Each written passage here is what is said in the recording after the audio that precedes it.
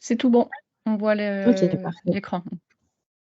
Parfait. Donc, merci pour la présentation. Donc, je m'appelle Lucille Pigeot, donc je suis actuellement en troisième année de doctorat du coup avec l'École centrale de Nantes, le CEREMA et l'entreprise Régis Géotechnique.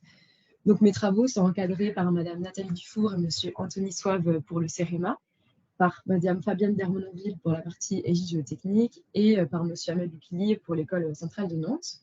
Donc, aujourd'hui, j'aimerais vous présenter une partie de mon sujet de thèse à travers la présentation suivante. Proposition d'un modèle couplé climo-mécanique pour comprendre les interactions de la chaux et du liant ajouté à un limon. Donc, je commencerai cette présentation par une courte introduction sur l'utilisation des sols traités et un petit peu aussi sur mon sujet de thèse.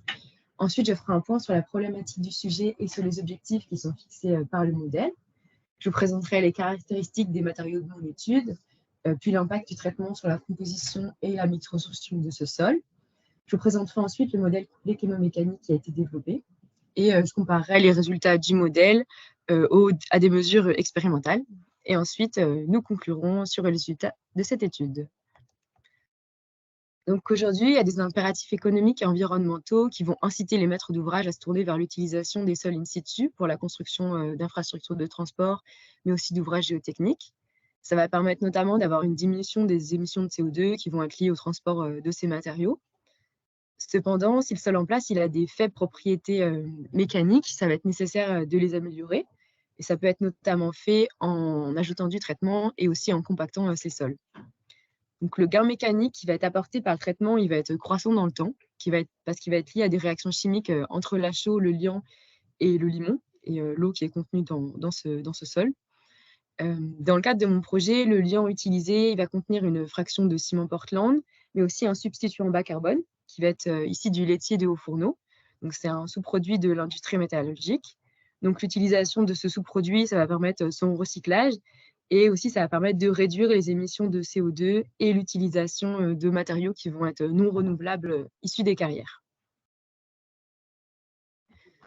Donc, cette présentation que je vais vous faire aujourd'hui, elle s'intègre dans mon projet de thèse qui va aborder plus globalement l'étude du comportement d'un sol traité de manière expérimentale et numérique. Donc, le petit schéma qui représente mes travaux. Donc, afin d'estimer les caractéristiques d'un sol après traitement, j'ai mené des campagnes expérimentales en laboratoire. Donc, la première campagne qu'on voit tout en haut en vert, c'est une campagne à l'échelle macroscopique qui permet d'étudier le comportement mécanique d'un sol sous différentes sollicitations, différentes conditions et températures. En parallèle à cette campagne, je réalise une deuxième campagne expérimentale plutôt à l'échelle microscopique qui va permettre d'étudier l'évolution ici de la composition et de la morphologie du sol après le traitement. Donc, en parallèle de ces deux campagnes expérimentales, je réalise une étude de modélisation numérique qui a été réalisée pour comprendre en fait, les interactions entre le traitement et les particules de sol. Et c'est donc cette partie que je vais vous présenter de manière assez succincte aujourd'hui.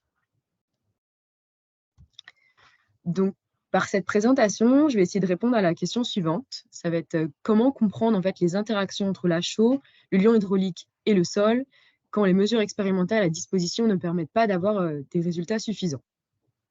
Donc, les objectifs de l'étude et plus précisément du modèle, ça va être dans un premier temps de prendre en compte l'aspect multi-échelle du sol traité, donc avec une échelle nano, micro et macroscopique, en se basant sur 3 échelles de porosité distinctes. Ensuite, je vais essayer d'estimer la nature et la quantité des phases hydratées qui vont se former en fonction du temps, après l'ajout du traitement dans le sol. Je vais essayer de valider des observations qui ont été réalisées par des auteurs précédents en termes d'arrangement morphologique des particules de sol.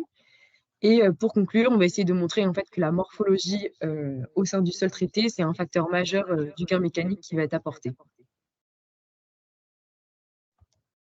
Donc, pour commencer, on va décrire un petit peu les matériaux de l'étude. Donc, le sol en question, c'est un limon A1, A2 qui a été tamisé à 0,2 mm afin de le rendre homogène. Donc, il y a une analyse par diffraction laser qui a été réalisée, qui a indiqué que le sol avait une distribution granulaire avec une majorité de limons, comme on peut le voir détaillé ici.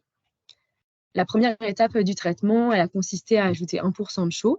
Donc, la chaux qu'on a utilisée, elle contenait 90% de chaux vive, c'est-à-dire disponible pour réagir avec l'eau du sol.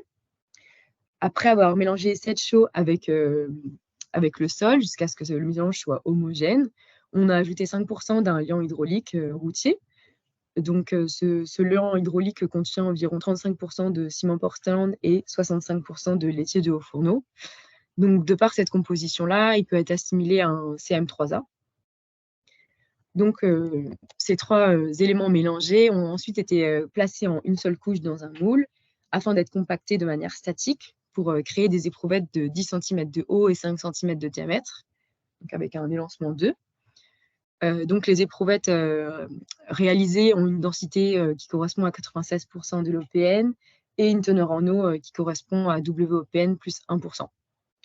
Donc, ces éprouvettes, elles ont ensuite été stockées de manière hermétique en atmosphère contrôlée à 20 degrés pendant des temps de cure de 28 et 90 jours pour cette étude. Donc, l'ajout de chaux et de liant dans le limon va entraîner des réactions chimiques qui vont être dites réactions d'hydratation. Donc, ça veut dire quoi? Ça veut dire qu'il y a des phases anhydres qui vont réagir avec de l'eau contenue dans le sol pour former des phases qui vont être dites hydratées. Donc, il y a des cinétiques de réaction qui sont notamment à prendre en compte pour ces réactions chimiques. Donc, aujourd'hui, j'ai décidé de diviser les réactions d'hydratation qui vont être liées à la chaux et les réactions du liant. Donc, tout d'abord, les réactions qui vont être liées à la chaux, elles vont entraîner la consommation de 1% de la teneur en eau du sol pour 1% de chaux apporté par rapport à la masse sèche du sol. Et la chaux va surtout avoir un impact sur la morphologie du sol, en fait. Ça va entraîner une flocculation du sol avec une modification de la consistance du milieu. On va passer d'un état qui était plutôt plastique à une structure qui va être grumeleuse. Par la suite, on va avoir les réactions d'hydratation qui vont être liées au liant hydraulique. Donc, on a décidé de diviser les phases anhydres entre la partie ciment et la partie laitier. Et pourquoi cela? Parce qu'elles vont avoir différentes cinétiques de réaction. La partie laitier va avoir une structure qui va plutôt être dite vitreuse et qui va avoir besoin d'être activée et qui va avoir une dissolution qui va être assez lente. Mais plus globalement, les phases hydratées qui vont être susceptibles de se former par l'ajout de liant, ça va être des silicates de calcium hydratés, donc en notation cimentaire, entre parenthèses CSH, la portlandite notée CH, mais aussi des aluminosilicates de calcium hydratés, de l'hydrotalcite, etc. Donc, l'hydratation de la chaux et du liant, elle va avoir deux principales conséquences. Une conséquence sur la composition du sol après le traitement et une conséquence sur la microstructure. Donc, tout d'abord, l'impact sur la composition. Donc, dans une des parties de ma thèse, j'ai essayé d'étudier en fait l'impact de l'hydratation sur la composition du sol par l'intermédiaire d'essais d'identification en laboratoire que j'ai réalisés à l'École centrale de Nantes. Donc, j'ai réalisé des essais de DRX, qui sont des essais de diffraction au rayon X, et des essais d'ATG. Donc, on peut voir le graphique ci-dessous qui montre des specs de DRX d'une éprouvette de sol non traitée en gris tout en haut, d'une éprouvette de sol traitée après 28 jours de cure en bleu et après 90 jours de cure en marron. Bon, le problème, c'est que ces courbes, elles montrent en fait qu'il n'y a aucune différence entre les compositions par ces mesures de DRX. Donc, ces résultats, ils vont montrer en fait les limites de ce type d'essai pour ce type de matériaux. En fait, la DRX, ça va permettre de montrer, d'estimer des phases qui vont être bien cristallisées. Et ici, les phases hydratées, elles sont souvent assez mal cristallisées. Et en fait, la quantité, elle va être moindre par rapport aux composants du sol, étant donné qu'on a 1% de chaux et 5% de liant. Après, ce type de résultats ont aussi été trouvés par des auteurs précédents pour des sols similaires avec des pourcentages de traitement similaires. Donc maintenant, l'impact sur la microstructure.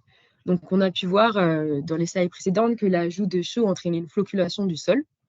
Et par ailleurs, des observations antérieures sur des limons comparables traités avec de la chaux et du liant qui ont montré que l'ajout de liant après la chaux venait en fait former des coques cimentaires en fait, autour des agrégats de sol qui avaient été formés par la chaux.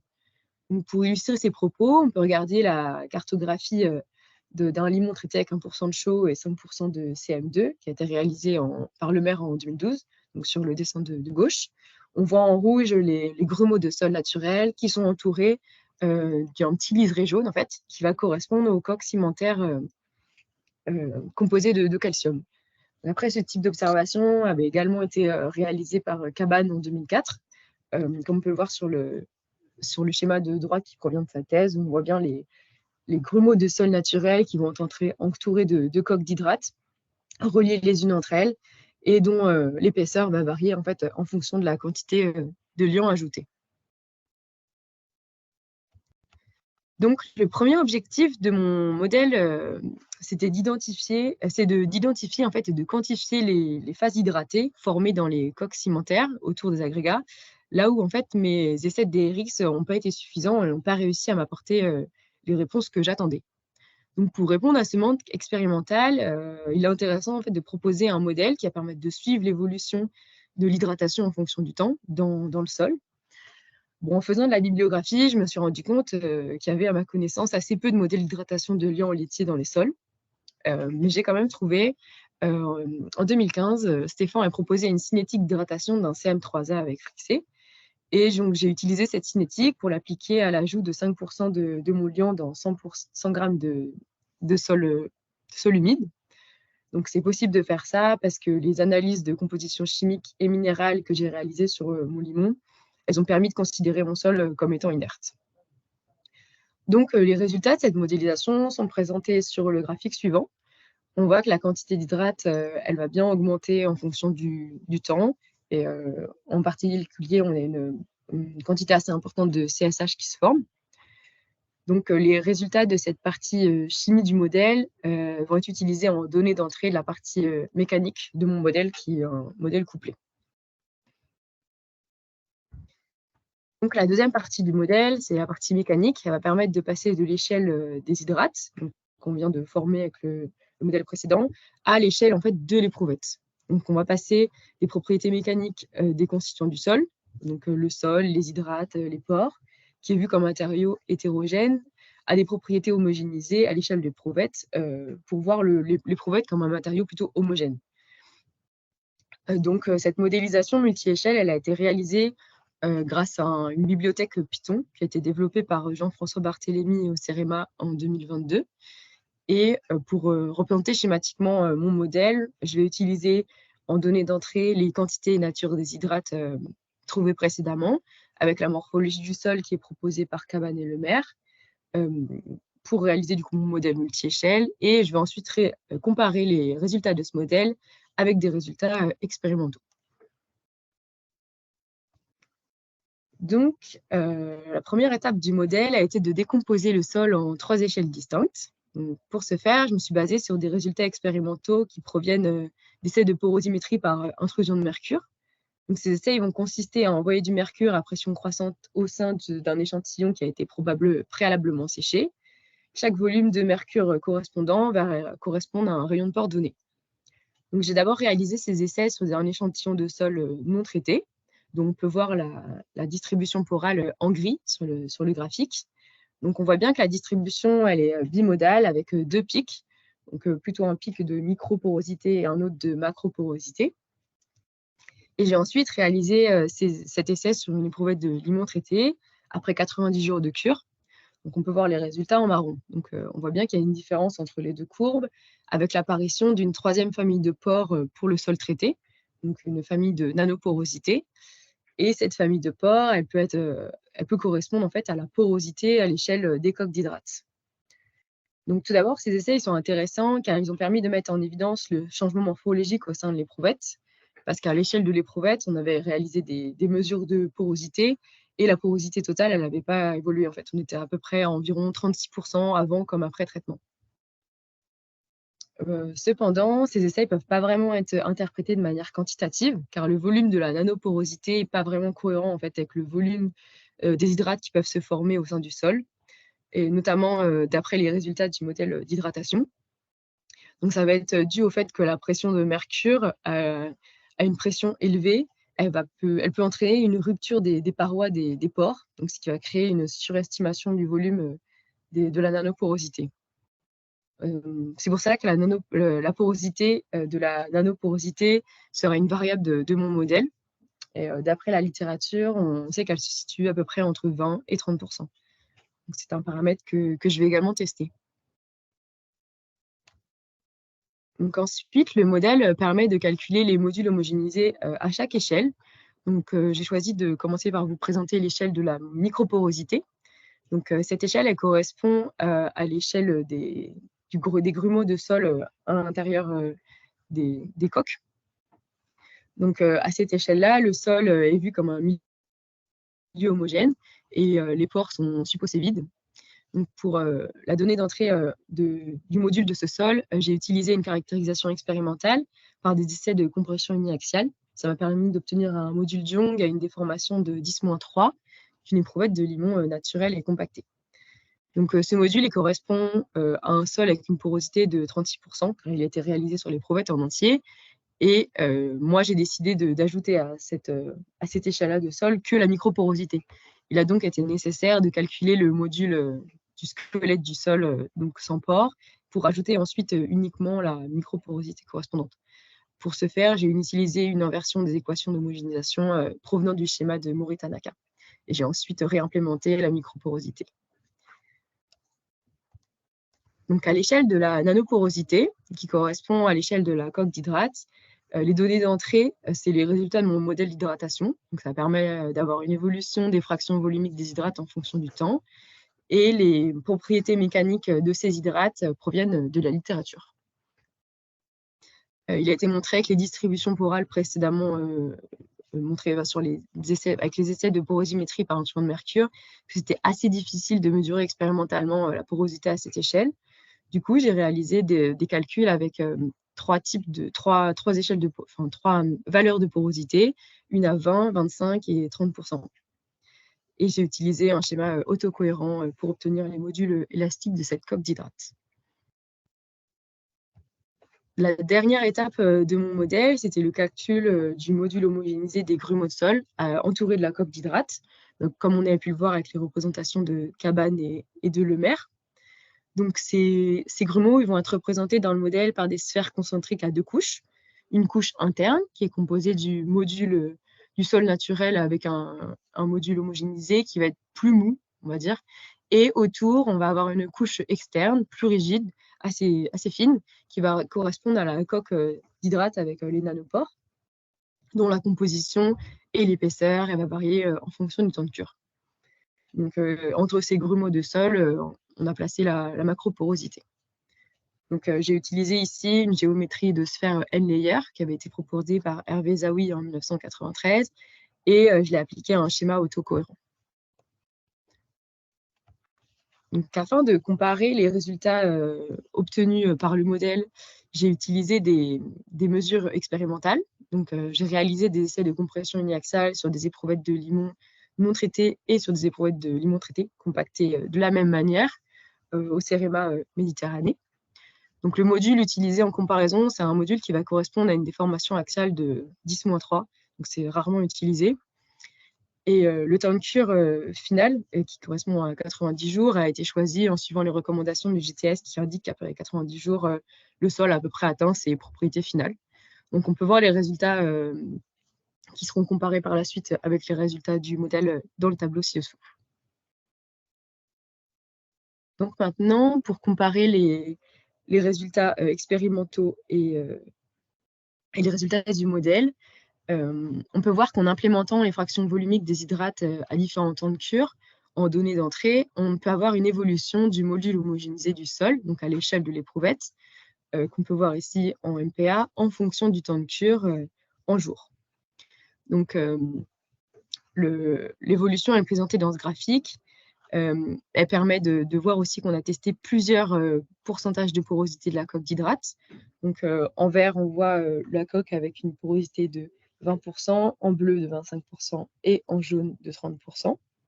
Donc, la courbe violette tout en dessous représente un calcul d'homogénéisation à une seule échelle, c'est-à-dire que j'ai juste implémenté des hydrates avec une rigidité plus élevée au sein d'un ensemble de sols, sans mettre de géométrie particulière dedans. Et donc, on voit bien que la morphologie en sphère concentrique, en fait, elle va être nécessaire pour avoir des modules qui s'approchent aux modules expérimentaux. Et donc, les modules expérimentaux sont représentés par la croix jaune pour le module à 28 jours et par la ligne le bleu pour le module à 90 jours. Donc, les résultats, notamment à 90 jours, semblent indiquer que la porosité de la matrice hydrate est d'environ de 25% et que globalement, ça semble assez cohérent. Donc, pour conclure, les objectifs du modèle ont globalement été atteints. La modélisation va permettre de répondre au manque expérimental, que ce soit pour la partie nature et quantité des hydrates que pour la partie porosité par intrusion de mercure. La quantité d'hydrates estimée par le modèle d'hydratation, elle est ensuite validée par la comparaison avec les résultats mécaniques. Et puis, la morphologie en sphère concentrée qui va être vraiment indispensable pour atteindre les modules mesurés expérimentalement. Voilà, quelques références. Et je vous remercie pour votre attention.